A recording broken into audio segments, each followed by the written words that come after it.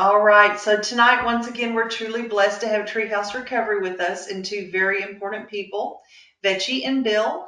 Tonight, they're going to share based on the topic of fathers in recovery. And we're so excited to hear that they will share with us, and all of this information continually educates us, gives us hope, and perpetuates strength when we hear from those that live this nightmare. So, with that, Vechi and Bill, the floor is all yours. Hi, T.A.M families. How we doing? I'm super excited to have Bill on tonight. Bill and I he started our journey together 11 and a half years ago. He was literally my roommate at a sober living.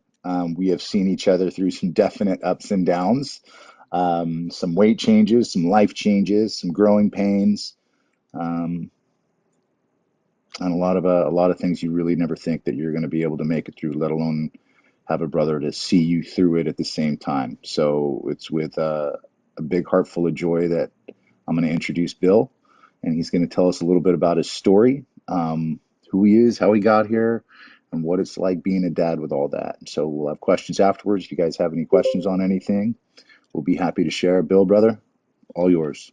All right. Again, thank you for having me. My name is Bill Haley. It's been a pleasure. Um, yeah, a little bit about how I got here. My dad was never really in my life. I mean, I don't remember my parents together, and I would see him every few summers, sometimes farther apart, maybe every summer once in a while. Um, but my mom raised me, and my mom, uh, the one thing that she did right is that she always loved me, and she never let me feel alone. Right? She was always there for me. But she had a lot of issues on her own too. I remember my mom used to talk so bad about my dad to me, right? Like, and that was always hard because I was so confused. For one, I didn't know why he left, um, and then my mom would always talk bad about him and make me feel bad when I wanted to go see him. It was always a big deal. It's a huge deal, and but that was just my normal, right? Like that's the only experience I've ever had between a mother and a father, and you know my mom had a lot of unhealthy habits that, I mean, I didn't know. I grew up with this. Well, now I know it's just I just wanted my dad. I wanted someone to be my dad. My dad was really just a friend, and when I did go see him, he was a really good. He's an amazing teacher, and he coached kids in football and wrestling, and he was just such a, a good view. Is I would visit him in the summertime, and I would watch him coach and be fatherly to other students from the benches. Like I'd watch him do the things that I wish he would do with me.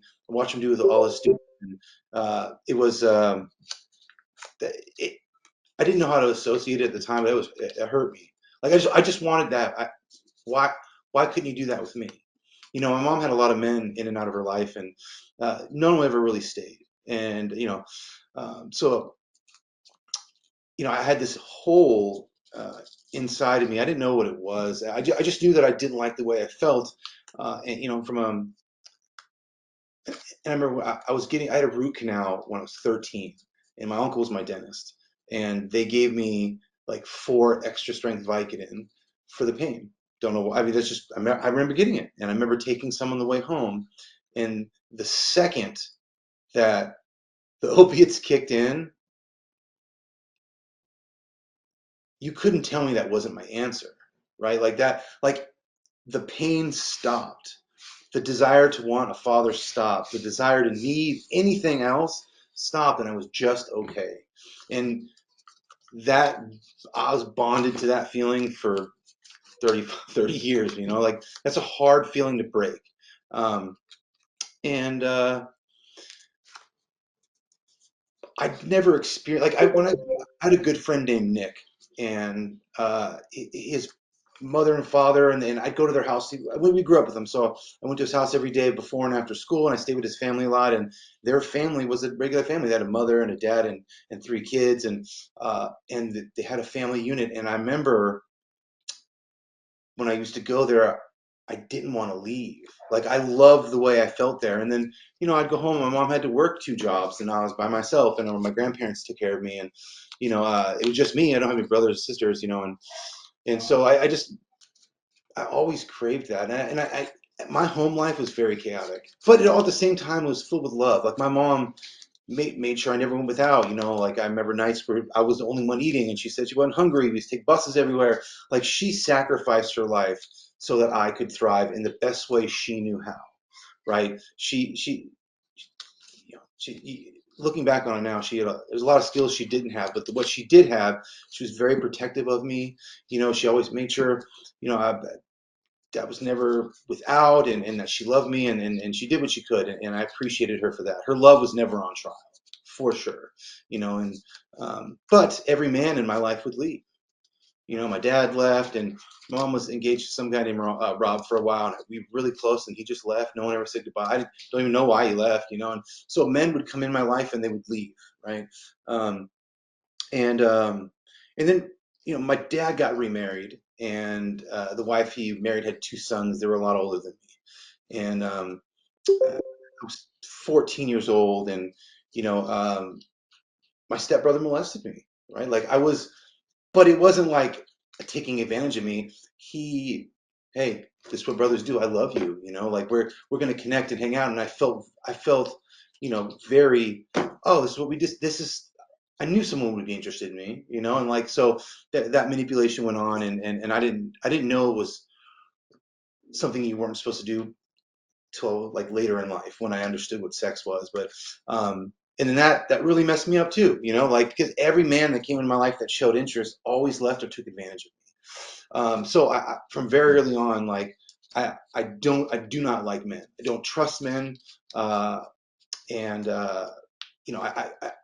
no, I will not let a man get close to me. From the moment I could protect myself, and I have the power, like I use people for what I need to use them for, and I go about my business, um, and then life was life, like high school, played football, doing all that stuff, partied a lot, got into, I mean, been doing drugs most since I was really 15, and opiates were my thing, right? Like I love the idea that I had the availability to not feel and not care that I feel, or I just didn't want to hurt anymore. There was so much chaos in my life that nobody told me how to settle. I didn't know you could talk about it. I thought you just had to suffer through it. This is the deck of cards I got, and this is the hand I got to play. And so, I had this weird sort of perseverance, and I didn't know. I was really lost, overly masculine. Like I had to prove a point, like I was such a big man and do what everyone else said, uh, and I ran with that for a while. But my partying got super bad, and just like anything else, like I was good at football, but then I partied too much. I couldn't play anymore, so I quit. And then I found cooking and went to culinary school, which I loved. And on top of that, like the lifestyle in which most cooks come up in. I worked for the Four Seasons, and we worked 10, 12-hour days, party all night. And I could work really loaded. Opiates were a match for me, and I didn't sleep. I was had a lot of energy, and so I chose I'd rather work all day than be in the real world. I didn't want to go home. So I'll work 18 hours a day. I'll work, and I'll bust my ass, and I did really good, and I got really far because I just don't want to go home. I don't want to go in real life, because as soon as I step out of work, I'm on this 24-hour grind to get what I need, and it was just such a lonely life. But that loneliness was comforting. It was terrible. I remember one time, I was working at the Four Seasons, and I was living in LA, and I lived in my car for a very long time. And I remember I had some drugs, and I used to find these parking garages to like go to the top of, and I'd stay in a parking garage at night. And I remember I was listening to Coast George Nori. It's an AM talk radio show, because it's on from like 11:30 to 4 in the morning. And I'd sit in my car alone, and I'd listen to talk radio, and I'd get high, and I'd think, God, I'm so safe. I'm so grateful that I'm safe. And I mean, it gets me emotional thinking about that now. Like I was in a very, very sad place, and I didn't know what to do. I didn't have anyone to ask. I didn't ask my dad. I mean, I don't have a strong man to show me how to walk as a man in this life. Didn't have that. Even if it was around me, I didn't want it. What are you going to show me? Like you're just going to hurt me or leave me. I want nothing you have yourself. And and life got tough, and my addiction just it skyrocketed. I was an IV drug user for 12 years, almost 13 years probably. I did a lot of things that I'm embarrassed about. It was really hard, and I suffered a lot in the name of not hurting. Like it's insanity. I put myself through so much pain and misery just so I didn't have to feel anything. Um, that was tough, and then I went to treatment, right? I was really messed up one night. My mom, this big accident happened, and I ended up having to go to treatment. It was my first introduction into treatment. It was Sea Cliff Recovery Center in Huntington Beach, Um, and I love it because I can be a good little monkey. Yes, what do you need me to do? Yes, I'll work. I'll do a chore. I'll show up on time. I piss clean all the time. Like I'm a good student. Just tell me you're proud of me. I'm a good student. If I have some sort of barriers and parameters and like just some structure imposed on me, because I cannot impose structure on myself. I don't have it to do it, but when people tell me what to do, I thrive. I was a resident at Treehouse for almost a decade. I would do wonderful while I'm there, uh, end up managing a house, and then but I'm going to go out on my own and try it, and I'm loaded within 48 hours. Every time I leave structure, I get loaded. I don't have the ability to not. I don't have a mental defense in any way, shape, or form, um, and I also didn't have any friends. Like if you saw me when I was in treatment, like people, I get along with everybody. We have a good time. I'm funny, but once the meeting's over and the door shuts for the night, I'm alone. My phone doesn't ring. People don't call me. I don't go anywhere. And I remember I asked my therapist probably like 4 or 5 years ago, because this problem still carried into my sobriety. But I said, how come nobody calls me? How come I don't have friends like I see other people do? And she's like, do you want me to tell you? I said, yes, because I don't know what I'm doing wrong. And she goes, because you act like you have it somewhere else. Like I have this structure I've built in my life of I'm okay. I know which way I'm going. What I need is over here. Just good to see you guys. Like I have such a defense built up that nothing's coming in. I was forever guarding that little boy inside of me. Just don't hurt me. Just I want my dad to love me, right? And um, luckily, I got into a lot of pain, and I had a really big situation in my life that, although it wasn't the last time I used, it was the first time something other than myself asked me a question. I know it sounds crazy, but a really close friend of mine. We were really close. We went to Treehouse together. I was in the hospital for his son's birth, his daughter's birth. I was like the second person to hold his daughter, and we were really, really close. And one night we were together in a hotel room, and he did some of the drugs that I had, and he fell out. He OD'd instantly, and I was trying to save his life. I don't know how to save anybody's life, right? I don't know CPR. I know what I see on movies, and so I'm in this locked room, and I know that I'm trying to do chest compressions and I'm screaming for help, and uh, I think of three things, right? I don't know how I knew these, but like the first thing I thought of was if he dies, I'm never going to be the same. I'm already a mess with all the baggage that I have, let alone somebody dying because of something I brought, right? And one. Two, I was jealous of him. Like, I never die. I just suffer. And well, as I've never had like a suicidal ideation, it was the first time I realized that like I want to die. Like, but I don't die. I just suffer. And I was jealous of him that he got to, and I didn't. I know it sounds weird, but it's true. My behavior. I just wanted not to feel anymore. And then also I realized that most of the time I do drugs, 99% of the time I'm by myself. I use alone. So when this happens to me, nobody's going to save me, and it scared me a lot. I never thought those three things before. Never, or at least I never consciously like examined my behavior in that sense. And he survived, but it scared me a lot. Um, so we went back to treatment, you know, and you know, I'm I'm forever grateful to Vechi. You know, like he's always been there. Every time I leave and I come back and need help, that door has always been open. You know, I mean, and I'm grateful. I'm grateful for that. You know, but you know, we go on this process of like, what do I do now? Like, drugs are not working for me. Like, they have nothing to offer me, and all I want is a relief from what I feel inside.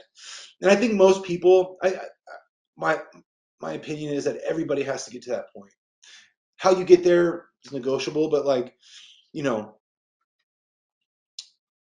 you can't force anybody to get sober. You know, I was in AA for I was around Alcoholics Anonymous for 15 years and couldn't put more than 6 months together. You know, uh, but it's like, so what do I got to do to not hurt? You know, and actually, when I first met Vechi, you guys. You would never get to see this, but this guy was like 6'2", 280, just a pile of big old pillows under a double X shirt. This guy was overweight. He smoked too much. Yeah, he was very rough around the edges, to say it gently. And I saw this man. It was just like this puddle of just bad choices, right? And that's why we connected, because I'm a big puddle of bad choices myself. But that's how I knew him. And then we, you know, as we lived together, we did this treatment thing. He kept going, and I left. Right? I took some time out for treatment. But when I returned, man, he was lean. He wasn't smoking. You know, he was maybe a fourth of the size he used to be, and he was running all the time. And he had a great job. He was running Treehouse, and like it was this was not the person that I knew. It was somebody drastically different. And I thought, whoa, wait a minute, like how how is that even possible? Like I knew you when you first came in, and you're not that person anymore. The big book talks about it, like in one of the stories that Dr. Jung saw this guy, and then after some time being sober, he saw him again. And it's like, I don't really know you, because you've changed so much. You're not the same person. And that was the first time I ever saw that in someone I admired and I trusted, because I trust Vechi. One of the first men I've ever trusted in my life, and because of that, I think it really did save me. Um, but I was so intrigued and shocked by how this man did this. And so it made, and the trust we had built before that allowed me to be like, well, man, he's not going to lie to me, and he's not going to steer me in a wrong direction. So maybe I should actually listen and watch what he's doing, and kind of do what he does. Um, and that gave me some courage, right? I didn't think I had courage in the same way before, but I had to get to a place where, drugs had nothing for me anymore. Like, yes, I can get high on drugs, but they did not take away the pain that I once needed it for. So my whole goal is I just want to alleviate that pain. Uh, at this point, I'm 34 years old. Like most of a third of my life is done, and I'm 34 years old. I don't know what I'm doing. And I'm still in the same spot. I'm back in the back house, and I'm detoxing for 30 days again. And Bill's back at square one in this big. I was born to be a victim. My mom's a victim. Like there's victims around me. Like being a victim that's all I've ever seen. Never saw the strength, the masculine strength from a father when like shit gets tough, and this is what we do as a family, and that holds everyone down. I didn't have that.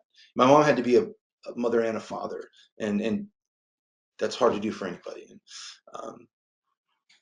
so I'm a 34-year-old lost boy, and but for whatever reason, Treehouse is a special place, and there's a lot of good men around that are willing and wanting to show other men how to walk this path. And it takes so much courage, if you're not, especially being a man, to rely on another man to like not just give you help, but trust that he has your best interest involved.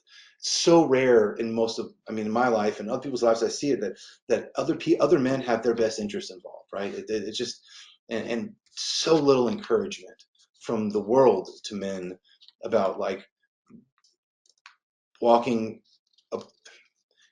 appropriate masculinity, what that looks like, And, Treehouse definitely had enough men like that allowed me to like, yeah, maybe I'm just gonna do what they do and like try not to be a victim. And then I went on this whole long process. I was around AA for 15 years, and I never was in AA until 5 years ago, when I actually started working the program, and I got a sponsor who has intimate knowledge of the 12 steps in the book, and we walked through the book together. And my sponsor Brian is a special man in my life, and you know if it wasn't for his ability to hold my emotions, and you know you hear this sometimes in AA, but like it means something different now. Like, my sponsor's job is to put you in the hands of God, you in God's hands. Like, essentially, like, start the meeting for you to meet you to get on the path to understand what God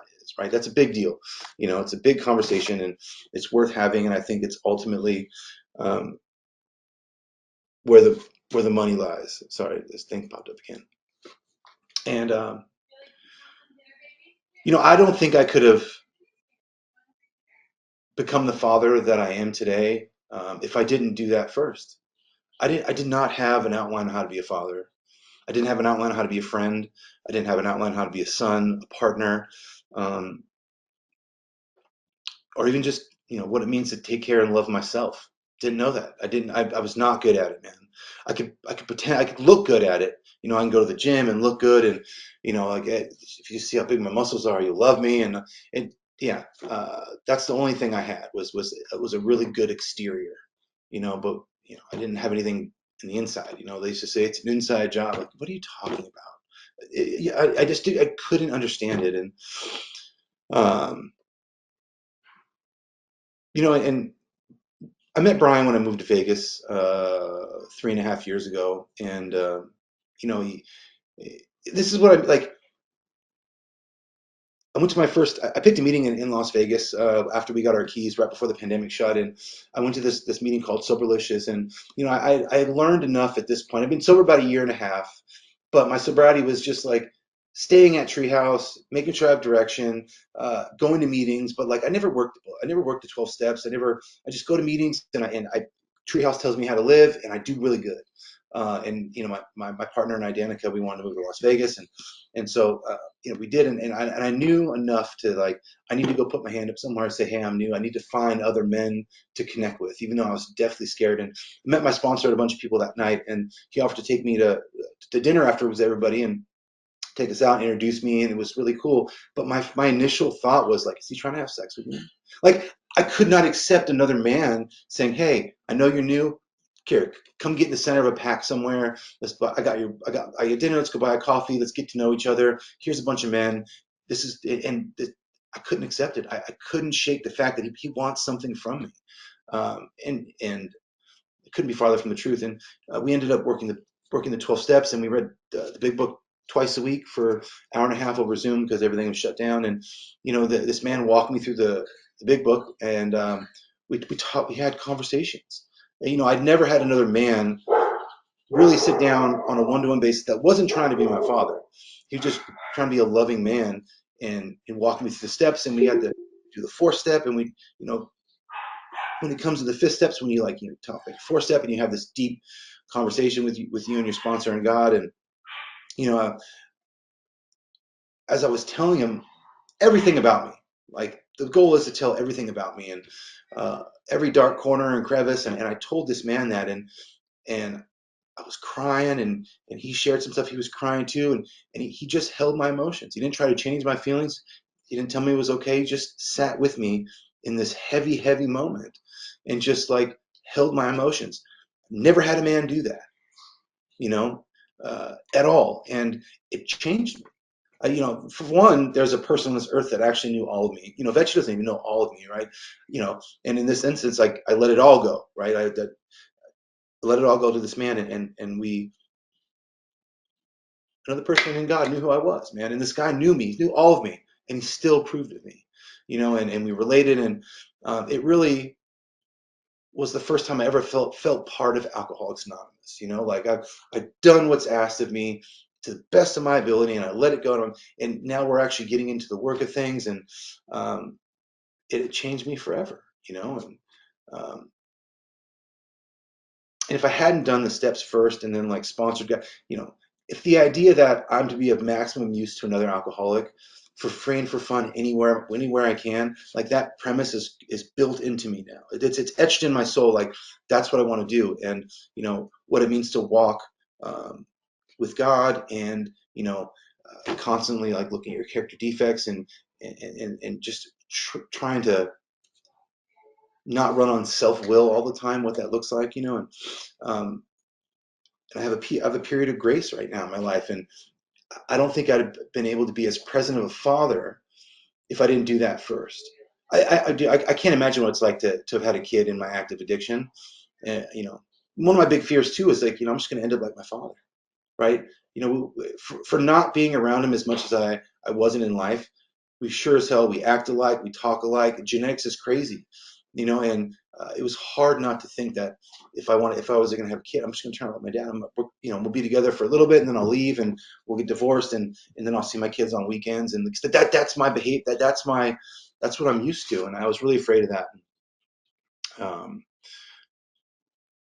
but I'm so far from that man today, you know, and the people around me, Vechi, my sponsor, a bunch of friends I have out here. There's a lot of men that have children and beautiful families that walk with this integrity and and and, and God on their shoulder, and they live this life of, you know, that this reeks of Alcoholics Anonymous and service and community, and I've never seen that. And now I was placed in that group before we had a kid. I don't know how that happened, but the group I ended up were all good fathers. Vechi's a great father, man, and you know, I have these men around me that walk this life, and you know, it's giving me so much joy to learn how to become the father I am. You know, one thing my sponsor and I talked about that was really helpful is that, you know, the outline I was given to live in this world, the parental outline that my parents gave me, it's garbage, right? But what it did was it illuminated for me what not to do, you know, and it's really helpful. Like even at the very minimum, if I just do the opposite my father did, my daughter will have the most connected, beautiful, intimate relationship with her father, you know, sometimes learning what not to do is almost better than learning what to do, at least in my experience at this point. But yeah, I mean, I don't know if I'm rambling too long or anything, but You're doing great. You're yeah, doing great. yeah, So we might have some questions. yeah. So But if please, yeah, if I much prefer to answer questions and just talk to me a little. yeah, so if All you right. have questions, guys, just type them in chat and we'll take them that way. And I was going to say, Bill, your story is phenomenal. I mean, I it's appreciate just, you. you know, it's amazing. And when I listen, the thing that means, you know, kind of rings through to me personally Yeah, is as a mom of a 30-year-old son who struggles, yeah. I've gotten better in the past several years, but I want it fixed and I want it fixed now. You know, and that's the mentality you get. If I can just get them into rehab, I can just do this. Yeah. But hearing the stories of success, it's not that easy. I mean, there's a whole lot of underlying things that have to work together. No, absolutely. And you know, I'll preface with like I do not have a child old enough to have that experience yet. I'm going off of my own personal experience and what I would. One of the hard truths in life, I much prefer the hard truth rather than the sugarcoat stuff. Like this child is not yours; you're its guide, right? It's on its own path. All you can do is be guardrails if they allow you to be that, you know. And you know, people in addiction, there's nothing you're going to do to change, stop, and push, you know, nudge in the right direction. I was on my own path. No, nothing my mother ever did, the love she gave me, no matter how many times she put me in treatment, nothing made me stop. I would stop for nothing. Um, but you know what would have been, and my sponsor talked about this too. Really, I liked it a lot. Is you know for people that we love. I went to Al-Anon with him for a couple months, which is really, if you've never been to Al-Anon, like it's like black belt Alcoholics Anonymous for for people that have addicts and alcoholics in their life. It's really awesome. But in, all you can do is arm yourself with the knowledge and options for that brief window of clarity that always comes. Like you'll catch your loved one, brother, sister, son. They'll have a moment where they're very open to the idea of like, I'd love, maybe I should change this. Those windows are really short. So like how to be of maximum use in those windows when they happen. Because once that window opens, it's going to close again. But if you can understand, you know, the the right information to have at that moment, like how to connect, it's easier said than done, but how to be of maximum use in those times, because once that window closes, like, the odds aren't on our side. The odds for me to be Right. still there are so not on our side. It's a miracle that we are, and but I also think it's also important for me as a mom to hear stories like yours because it takes the focus off of me. I have to reach the point where I understand what's going through my son's head while he's struggling.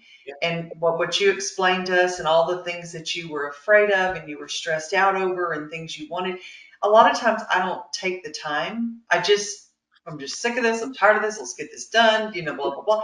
But if I take the time to truly understand that it is not just a struggle for me, it's way worse for my son, then that brings me back to reality that it's not something that they're doing to me, you yeah, know. yeah. Well, empathy is a really hard attribute to have, right? It's to have real empathy for something is to acknowledge and understand that person's feelings, not just like can you get yourself in the person's. Do you know where that person's coming from? Everyone's pain's relative, right? Like you know, there's no parenting rule book. Everyone's going to make their own decisions. You never know why something you did affects this environment. Everything, we're accumulation of all of that, and I think, but it's you have to know where you begin and they end, right? At some point, they're an adult, and they are on their own path, regardless of what you all you. It's tough, it really, really is. I mean, just thinking about it, I don't know, you know, the scariest thing I've ever felt is having this knowledge I understand now and looking back at what my mother went through. And having if what if my daughter did to me what I did to my mother? Oh my heart drops. Like I can't believe I put somebody through that. Like not knowing if your son's dead or alive, like knowing what he's doing, he's just outrun. Like what if my daughter did that? Like it's giving me the most anxiety thinking about that. But that's what we do. It is Yeah. it, it's a devastating thing to have in your life. It's not it's not an easy it's not an easy thing, especially for a Right. parent. You know. Oh, look at you. There's another story of hope. Oh yeah. So here, okay, we said, let's see. Laura says my son is still living at home, 2 years into a fake Percocet addiction. Can you tell me what your life was like at that age? What was your relationship like with your mother at that age? I've been struggling with boundaries. Yeah. Can you ask how old is he again? Did it say I didn't hear? Laura, how old is he? 19. Yeah. So, whew, again, this is just my opinion. It's not like the consensus by any means of other people, but you know, had my mother always was a safety net for me. No matter what trouble I got into, no matter what I stole, who I robbed, no matter what I did, it was never my fault. And baby, come here, I got you. Let's get you safe. Come inside, get on the couch. We'll get you detoxed, and we'll do this again. And oh yeah, you want some money for lunch? Yeah. Like my mom never let me suffer. I mean, she tried her best not to let me suffer consequences, and nothing I ever did was a problem. It's not my son's fault. These people are pushing drugs on him, let alone I'm the one out there robbing people and doing all these, like, no one ever gave me a drug. I took drugs. My mom never let me suffer consequences very much to the degree that she could stop it, right? Um, and, the thing that happened with my friend and I, that was the first real consequence of my actions. Someone else died, and I think consequences are the one of the fastest ways to get us to change our behavior, right? If and this is look at I don't know if I could do this, but you know, your son being 19, listen, you're technically an adult. You know, you can if you're going to continue this behavior, you're on your own. You got to go. You got to do your own thing, and this behavior is not allowed at this home under my roof. Like if you're going to do that, you got to go elsewhere, and he's going to have to live his life. You know, consequences are a thing that's really hard for parents, I imagine. Like it was hard for my mom. She's a single mother. You know, I don't know how it's going to be when my daughter gets that age, and hopefully we don't have this problem. But you know, if you give him a safe haven all the time, like he'll always choose the safe haven and never have to figure life out for himself. I never had to do anything really for myself till I was 32 years old. Mom always saved me. Oh baby, come on, I got you. You want some money? I live with my mom's. I never had to fight for anything that I needed, you know, until I was like 32. You know, I always had my mom to rescue me, and she would. You know, like never a situation she wouldn't be like, oh, come on, you know, we'll get you a lawyer. It's fine, you're okay. You know, if she would have said, look, you're on your own. Get yourself out of jail this time. You're 25 years old. This is your problem. I love you. I'm here to help you if you want to go the direction we're going. But if you don't, like, there's an idea of the good mother always loses. You know, the idea that there's a archetypal of the good mother, right? The good mother covets the son. The good mother, you know, always wants to be in the son's life and take care of it. But the proper way to do that is to sacrifice your son to the world. You know, metaphorically speaking, like you got to let your relationship go with him so they can go out and thrive for their own. You know, you have to let them go and have. Your job is to give them a framework so that when they meet this world, that like they have the tools and the understanding of what's out there. You know, and the emotional well-being to like carry themselves. But it didn't happen with me, and it doesn't happen with a lot of people. And I imagine it's a very hard thing for a mother to do. It's a but the idea is that you want to teach your kids how to face the world, not how to you know, for you to help them out of feeling pain of it. You know, my mom took a lot of pain from me that I didn't feel till now. You know, like, 'cause now I don't know how to handle the world. You know, it took a lot of work to be able to how to take this world on appropriately. You know, but it's a hard thing. The love is so strong. You know, Yeah. hope that helps. I don't know if that helps. It's Okay, Karen says, I missed if you covered this, and your story makes me think about my grandson's future. Sounds so similar. Was there anyone that tried to step in and help you earlier? An aunt, uncle, grandparent? yeah. No. Listen, my mom's life is wild, and you know, it was just my mom created the idea that it's me and her against the world. Like my therapist and I did a lot of work on this, but uh, you could argue that my mom, we were in more of a marriage than a mother-son relationship.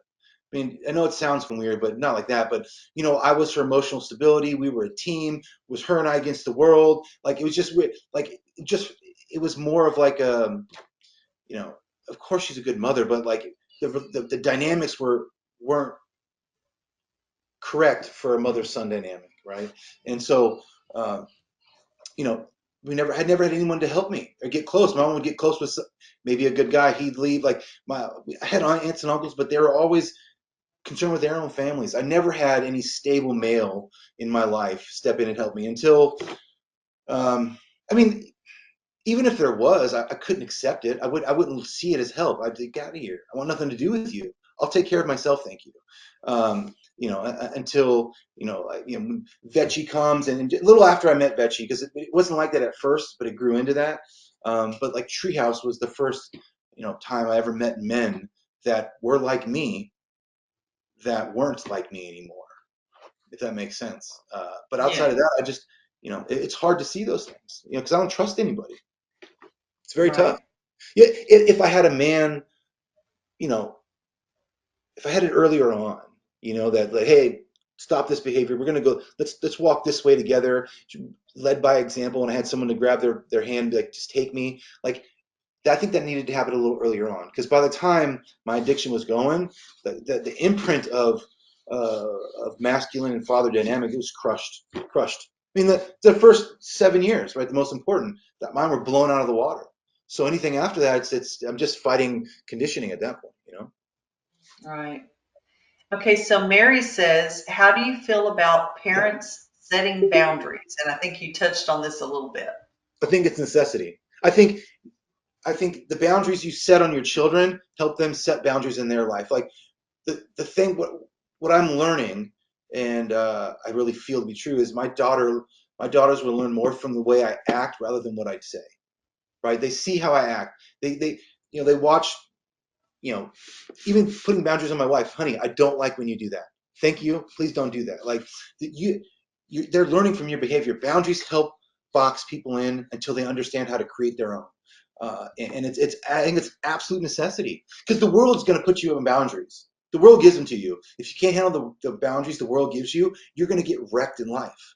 Life is harder than you as parents, for sure. Life will humble you no matter what you do. The flood is coming. So how do you build an ark?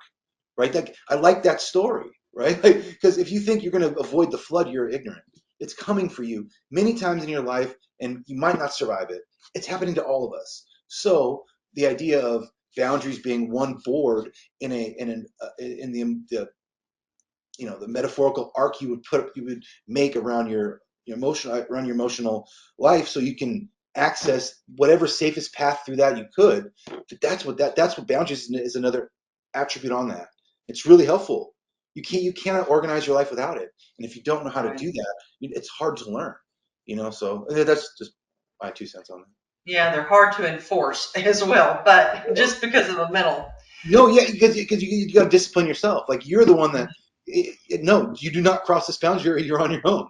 Sorry, Right. it's because if you're always going to take a step back. Yeah. Okay, Sharon says, what's your relationship like now with your mom and your dad? Ooh, good question. You know, my father over the last couple of years has made a really big effort. Well, preface, I've understood that my parents cannot give me what they do not have. So I don't expect from them things that I know they can't give me. Right? Like I have other people in my life for that.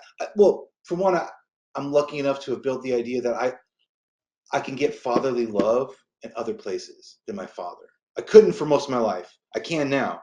And I'm grateful for that because, I take it from Vechi, I take it from my sponsor. Like I have a lot of fatherly men love me. And that fills that tank of needing my father's approval. But, you know, I'd had the courage to talk to him and say, look, like we're the father son dynamic. It's not us, right? Like I want to build a relationship with you, but it's on my terms and at my pace. And it goes however far I want it to go. And if you can't meet me there, then I'll see you when I see you. Like that was really hard to get to that conversation. That was by no means an easy thing for me. I mean, I was working on that conversation for a very long time. But, to understand that I have the power to let people in my life at my pace and when I think it's okay. And I'm grateful for that because he wants to come in. We talk, maybe 2, 3 times a week now, and he comes to visit me and my children. Like, and I also told him that if you want to be a good father, be the best grandfather. That's how you make that up to me.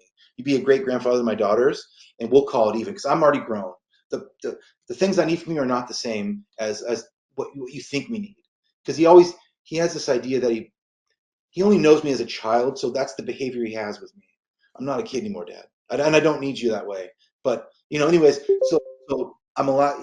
That's better. I really love my father now. Like I've always loved him, but you know it, the way he's coming in my life, he's really making an effort, and that's fine for me. My mom, on the other hand, is ooh, that's a lot still. I love my mother, and the one thing that she always shows up for me regardless. And I'm grateful for that because there's been times in my life, even with my wife, that we needed help and no one was around, and my mom shows up. And so I'm so grateful for my mother. But her life can be chaotic, and the choices she makes affect a lot of things, and uh, her energy does affect my relationship sometimes. And Danica is very accepting of that, but we have to draw boundaries with her. It's hard for me. I'm the first. I break boundaries all the time for my mother. It's so weird with my mother. That relationship's been the hardest because like I don't know how to live without it, and I don't know how to set boundaries on it. But I know that her toxicity definitely hits me sometimes. sometimes, a lot, and I don't know how to handle that. And uh, that's been the thing I worked on the most, because just the idea that it's just her and I is so ingrained in me that like I don't know how to live without that idea. It's really hard because my daughters and my wife, they're number one now. Everything else is number two. But the feeling of wanting to be with my mom is so overwhelming sometimes that like I really, it really bothers me. So I've been working on that a lot, and I'll continue to do so. But You're doing great. And I think that's a path we have to all kind of work on too, because it seems to me that sons are really attached to their moms in a different way. yeah, And so absolutely. that's got to be hard. Yeah, absolutely. Okay. Well, Bill, we sure appreciate you, and we Yeah, I loved hearing appreciate. Thank you your for having story. me. You know, Oh my thank you so goodness, you much. have a wonderful story, and we just learned so much from you, and we appreciate you giving Yeah, us your time. I appreciate you too. Thank you for Okay. having me. Well, of course, Yeah, anytime. All absolutely. right. You bet. Thank you.